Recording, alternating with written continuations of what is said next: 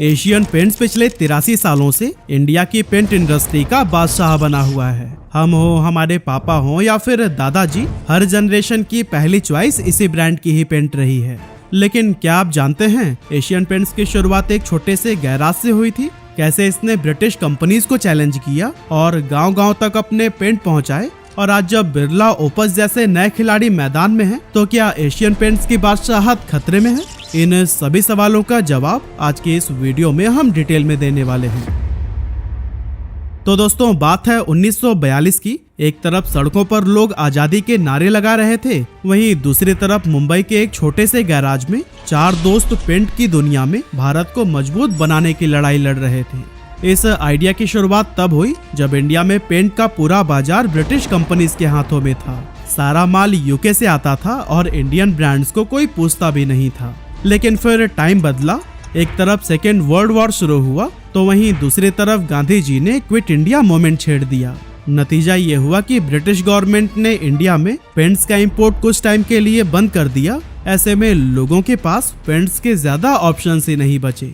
हालांकि उस समय एक इंडियन ब्रांड शालीमार पेंट्स काफी पॉपुलर होने लगा था, लेकिन इसके बावजूद फॉरेन ब्रांड पर लगी रिस्ट्रिक्शंस की वजह से पेंट मार्केट में एक बहुत बड़ा गैप क्रिएट हो गया था। और फिर इसी गैप को ही नोटिस किया चंपकलाल चौकसी ने। उन्होंने सोचा क्यों ना हम खुद ही पेंट बनाकर इस गैप को फिल कर दें। लेकिन ये काम अकेले उनके बस की नहीं थी, इसीलिए उन्होंने अपने 3 दोस्तों को एक साथ लिया और एक छोटे से गैराज से पेंट बनाना शुरू कर दिया। पेंट बना, क्वालिटी चेक की गई, प्राइसिंग और पैकेजिंग पर काम हुआ और नाम रखा गया एशियन पेंट्स। अब बारी थी इस पेंट को मार्केट में लाने की। लेकिन जब चारों दोस्त इस पेंट को डिस्ट्रीब्यूटर्स के पास लेकर पहुंचे, तो उन्होंने ये कहते हुए साफ मना कर दिया कि भाई ये तो नया ब्रांड है, कौन इसे खरीदेगा। लेकिन दोस्तों, चौकसी साहब पीछे हटने वालों में से कहाँ थे। उन्होंने फैसला लिया कि अगर डिस्ट्रीब्यूटर्स हमारा माल नहीं ले रहे तो हम खुद कस्टमर्स और दुकानों तक अपनी पहुंच बनाएंगे। और फिर इसी टाइम उन्होंने नोटिस किया कि तमिलनाडु में पोंगल और महाराष्ट्र में बैलपोला जैसे फेस्टिवल लोग काफी धूमधाम से मनाते हैं। पोंगल में लोग अपने घर के सामने रंग बिरंगी पेंटिंग करते हैं, तो वहीं महाराष्ट्र में बैलपोला जैसे फेस्टिवल में किसान अपने बैलों के सींगों को कलर से डेकोरेट करते हैं।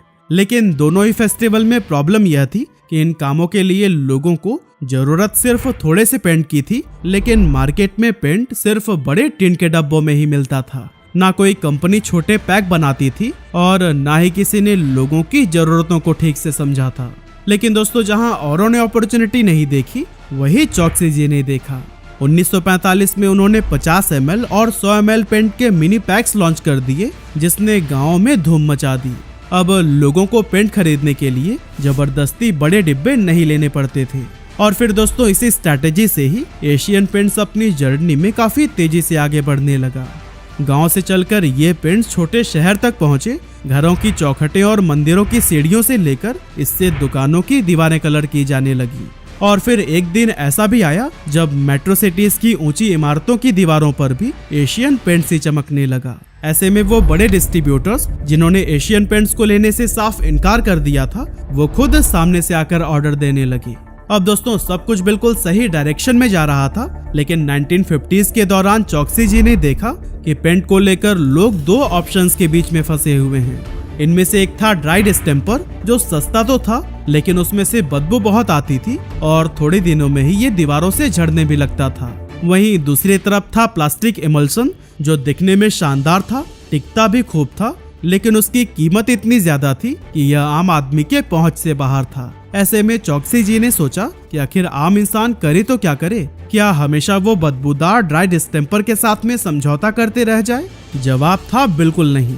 इसीलिए उन्होंने एक ऐसा पेंट बनाने का सोचा जो क्वालिटी में ड्राई डिस्टेम्पर से बेहतर हो और प्लास्टिक इमल्सन से सस्ता, यानी कि ना क्वालिटी में समझौता किया जाए और ना ही दाम में बोझ बने। और दोस्तों, यहीं पर कंपनी ने एक ऐसा पेंट लॉन्च किया जो कि इन दोनों के बीच का परफेक्ट बैलेंस था। नाम रखा गया ट्रैक्टर डिस्टेम्पर। ये हर उस इंडियन के लिए एक परफेक्ट सोल्यूशन था जो अपने घर को संवारना तो चाहता है, लेकिन बजट के अंदर। यही वजह थी कि लोगों ने इसे खुले दिल से अपनाया। डिमांड इतनी ज्यादा बढ़ गई कि बहुत सारे दुकानों पर स्टॉक खत्म होने लगा।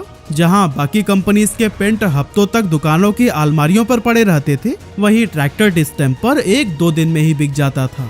और इस बढ़ती डिमांड का सीधा असर कंपनी की कमाई पर भी पड़ा और अगले 10 सालों में यानी 1952 तक एशियन पेंट्स का रेवेन्यू 23 करोड़ रुपए को टच कर गया, जो कि उस टाइम के हिसाब से बहुत बड़ी बात थी।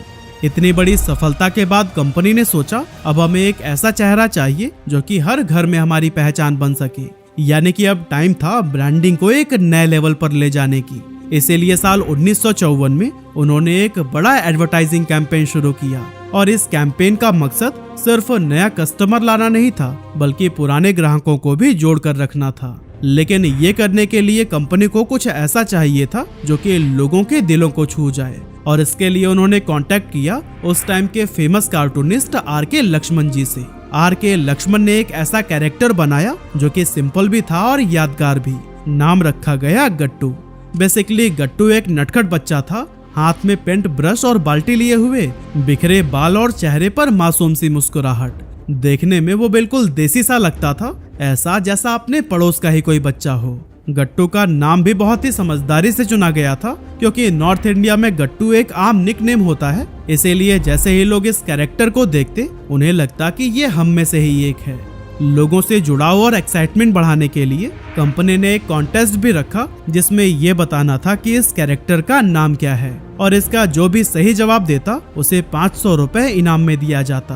अब उस जमाने में 500 रुपए की भी बड़ी वैल्यू थी, तो भला कौन इस कॉन्टेस्ट से पीछे रहता। यही वजह थी कि इस कॉन्टेस्ट में करीब 47,000 लोगों ने पार्टिसिपेट किया, जिनमें से सिर्फ 2 लोगों का ही सही जवाब आया था गट्टू। धीरे धीरे गट्टू सिर्फ एक कार्टून कैरेक्टर नहीं बल्कि एक आइकॉन बन गया। कंपनी ने गट्टू को ट्रैक्टर डिस्टेम्पर के लिए अपना मेन फेस बना दिया। साथ ही एक मजेदार टैगलाइन भी निकाली, don't lose your temper, use tractor distemper. ये टैगलाइन लोगों को काफी कैची लगा। साथ ही इससे एक भरोसा भी बिल्ड हुआ कि पेंट सस्ता होने के साथ साथ टिकाऊ भी है। इस कैंपेन ने सेल्स को जैसे पंख ही दे दिए। अगले 4 सालों में कंपनी की बिक्री 10 गुना तक बढ़ गई और डिमांड इतनी ज्यादा हो गई कि एशियन पेंट्स को मुंबई के भांडुप में अपना पहला मैन्युफैक्चरिंग प्लांट खोलना पड़ा। और फिर 1967 में जब एशियन पेंट्स ने लॉन्च के 25 साल पूरे किए तो उन्होंने वो मुकाम हासिल कर लिया जो कि हर कंपनी का सपना होता है। जी हाँ, इस साल एशियन पेंट्स इंडिया की नंबर 1 पेंट कंपनी बन गई। और सबसे खास बात कि आज पूरे 83 साल बाद भी एशियन पेंट्स उसी नंबर 1 पोजीशन पर ही कायम है।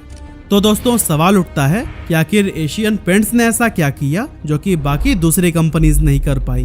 तो चलिए एक एक करके एशियन पेंट्स की शानदार स्ट्रैटेजीज को भी जान लेते हैं। पहला है इन्वेस्टमेंट इन टेक्नोलॉजी। एशियन पेंट्स को पहले ही पता चल जाता था कि अगले हफ्ते किस शहर में कौन सा रंग ज्यादा बिकेगा या फिर कौन से साइज की पेंट कैन की डिमांड आने वाली है। उस टाइम पर सभी कंपनीज डिमांड आने के बाद रिएक्ट करती थी, यानी पहले कस्टमर से पूछा जाता था कि उन्हें क्या चाहिए और फिर प्रोडक्ट भेजा जाता था। लेकिन एशियन पेंट्स ने ऐसा सिस्टम डेवलप कर लिया था जिससे पहले ही अनुमान लगा लिया जाता था कि किस रीजन में कौन सा प्रोडक्ट किस क्वांटिटी में कब डिलीवर करना है। इसी काम को ही करने के लिए उन्होंने उस समय का सबसे बोल्ड स्टेप उठाया था। साल था 1970 जब एशियन पेंट्स ने 8 करोड़ रुपए की भारी इन्वेस्टमेंट के साथ में एक सुपर कंप्यूटर खरीदा। इस मूव के साथ ही वो सुपर कंप्यूटर खरीदने वाली भारत की पहली प्राइवेट कंपनी बन गई थी। और दोस्तों ये उस दौर की बात है जब देश के लीडिंग इंस्टीट्यूशंस इसरो और आईआईटी पवई के पास भी इस तरह का कंप्यूटिंग इंफ्रास्ट्रक्चर नहीं था। इतना ही नहीं, एशियन पेंट्स के बाद किसी दूसरी इंडियन प्राइवेट कंपनी को सुपर कंप्यूटर लाने में 22 साल लग गए थे। एशियन पेंट्स का ये सुपर कंप्यूटर वाला इन्वेस्टमेंट सिर्फ तेज कैलकुलेशन के लिए नहीं था, बल्कि उनका असली मकसद था बिजनेस डिसीजंस को गट फीलिंग या अंदाजों से हटाकर पूरी तरह से डेटा ड्रिवन बनाना। कंपनी ने इस सिस्टम में लाखों कस्टमर्स की परचेज हिस्ट्री से लेकर उनकी seasonal choices, regional colour trends और पैकेजिंग प्रेफरेंस तक का डिटेल डेटा फीड किया। और फिर धीरे धीरे सिस्टम इतना स्मार्ट और रिफाइंड हो गया कि इसे पहले ही पता चल जाता था कि पंजाब के फेस्टिवल सीजन में कौन से कलर की डिमांड बढ़ेगी, लगन वाले सीजन में कौन सा रंग जाएगा, या फिर साउथ इंडिया में कौन से महीने में छोटे पेंट कैंस की कितनी क्वांटिटी होनी चाहिए। मतलब कि अब एशियन पेंट्स को डिमांड का इंतजार करने की जरूरत नहीं थी और न ही अंदाजा लगाकर काम करने की नीड, बल्कि डेटा की मदद से कंपनी सही समय पर सही फैसले ले लेती थी। और दोस्तों यही वो टर्निंग पॉइंट बना जिसने एशियन पेंट्स को सिर्फ एक पेंट मैन्युफैक्चरर नहीं बल्कि इंडिया की सबसे एडवांस टेक इनेबल्ड और data driven supply chain company बना दिया। इसी तरह से एशियन पेंट्स की दूसरी स्ट्रैटेजी है मिडलमैन फ्री मॉडल। 1970 के आसपास जब बाकी पेंट कंपनीज अपना माल होलसेलर्स के जरिए डीलर्स तक भेजती थी, तब एशियन पेंट्स ने कुछ अलग करने का फैसला लिया। उन्होंने बीच के होलसेलर्स को हटाकर पेंट सीधे डीलर्स तक भेजना शुरू कर दिया। इससे न सिर्फ मिडिलमैन का एक्स्ट्रा खर्चा बचा, बल्कि कंपनी को सप्लाई चेन पर भी सीधा कंट्रोल मिल गया। जैसे कि आज के टाइम पर भी एशियन पेंट्स अपने प्रोडक्ट को सीधे 70,000 से भी ज्यादा डीलर्स तक पहुंचाता है। और हाँ, एशियन पेंट्स ने सिर्फ डिस्ट्रीब्यूशन ही नहीं बदला, बल्कि उन्होंने पेमेंट सिस्टम भी पूरी तरह से बदल दिया। एक्चुअली उस टाइम पर ज्यादातर कंपनीज डीलर्स को 180 दिनों का क्रेडिट देती थी, जिनमें पैसा अक्सर फंस जाता था। मगर एशियन पेंट्स ने बिल्कुल इसका उल्टा कर दिया। उन्होंने एक नया सिस्टम लॉन्च किया जिसे नाम दिया गया रेगुलर पेमेंट परफॉर्मेंस डिस्काउंट। इस सिस्टम के तहत अगर कोई डीलर समय पर पेमेंट करता है तो उसे 3.5% का डिस्काउंट मिलता था, और अगर वो माल आते ही तुरंत पेमेंट कर देता था तो उसे 5% तक का डिस्काउंट दिया जाता था। इन बदलाव से दोनों पार्टीज को ही खूब फायदा हुआ। डीलर्स को लगा कि समय पर भुगतान करके उन्हें सीधा फायदा हो रहा है, और कंपनी को भी अपने टाइम पर पैसा मिलने लगा। एशियन पेंट्स की तीसरी स्ट्रैटेजी है रिलेशनशिप विद डीलर्स। दोस्तों, एशियन पेंट्स ने अपने डीलर्स को कभी भी सिर्फ पेंट बेचने वाला सप्लायर नहीं समझा, बल्कि उन्हें हमेशा से अपने बिजनेस पार्टनर की तरह ट्रीट किया। और इस सोच का सबसे बड़ा एग्जाम्पल है टिंटिंग मशीन्स। डीलर्स को इस मशीन को लीज पर लेना होता था, और इसके लिए शुरुआत में कोई भी पैसा नहीं देना पड़ता था, जबकि बाकी कंपनीज इसी मशीन के लिए डीलर से पहले ही पैसे ले लेती थी। यही रीजन था कि एशियन पेंट्स के साथ में ज्यादा से ज्यादा डीलर जुड़ने लगे, और फिर इसका रिजल्ट यह निकल कर आया कि 2001 तक जहां एशियन पेंट्स के पास करीब 15,000 डीलर्स थे, वहीं 2018 आते आते ये नंबर 52,000 के भी ऊपर पहुंच गई। इसके अलावा टियर 1 शहरों में इनके पेंट्स की दिन में 2 से 4 बार डिलीवरी होती है, और टियर 4 टाउन्स में भी अगर आपने शाम को ऑर्डर किया है तो फिर अगली दोपहर तक आपके दुकान पर पेंट पहुंच जाता है। आज की अगर बात करें तो एशियन पेंट्स इंडिया की सबसे बड़ी होम डेकोर कंपनी होने के साथ साथ एशिया की दूसरी सबसे बड़ी पेंट कंपनी भी है, और दुनिया की टॉप 10 पेंट मैन्युफैक्चरर में ये 8वें नंबर पर आती है। एशियन पेंट्स एक ऐसी कंपनी है जो पिछले 60 सालों में 20% CAGR की रफ्तार से ग्रो कर रही है। मतलब कि इसका बिजनेस हर 3 साल में ही डबल हो जाता है। और हाँ, जहां एशियन पेंट्स के सबसे बड़े कॉम्पिटिटर बर्जर का रेवेन्यू 11,554 करोड़ रुपए है और नेरोलक का 7,742 करोड़ रुपए, वहीं अकेली एशियन पेंट्स का रेवेन्यू है 36,183 करोड़ रुपए, जो कि उसके दोनों कॉम्पिटिटर्स के कंबाइंड रेवेन्यू से भी डबल है। लेकिन इतना सब कुछ हासिल करने के बाद भी पिछले 2 सालों से एशियन पेंट्स स्ट्रगल करता हुआ नजर आ रहा है, और फाइनेंशियल ईयर 2025 के लास्ट क्वार्टर में उसका प्रॉफिट भी 45% तक ड्रॉप हो गया। यहाँ तक कि उसका मार्केट शेयर भी 59% से गिरकर 52% पर आ चुका है। और इसका रीजन है आदित्य बिरला ग्रुप की ओपस पेंट्स, जिसे कि इस ग्रुप की सब्सिडियरी ग्रासिम इंडस्ट्री ने फरवरी 2024 में लॉन्च किया था। और दोस्तों, लॉन्च होते ही इसने पूरे पेंट मार्केट में हलचल से मचा दी है, क्योंकि बिरला ओपस को 10,000 करोड़ रुपए के शुरुआती इन्वेस्टमेंट के साथ में लाया गया था, जो कि इस इंडस्ट्री के लिए बहुत बड़ा अमाउंट था। यही वजह है कि सिर्फ 2 सालों के अंदर बिरला ओपस कैपेसिटी के मामले में देश की दूसरी सबसे बड़ी पेंट मैन्युफैक्चरिंग कंपनी बन चुकी है। लेकिन सवाल तो ये है कि इतनी जल्दी ओपस इस मार्केट को डोमिनेट कैसे करने लगा। असल में बिरला ओपस ने ग्राउंड लेवल पर बहुत ही स्मार्टली काम किया है।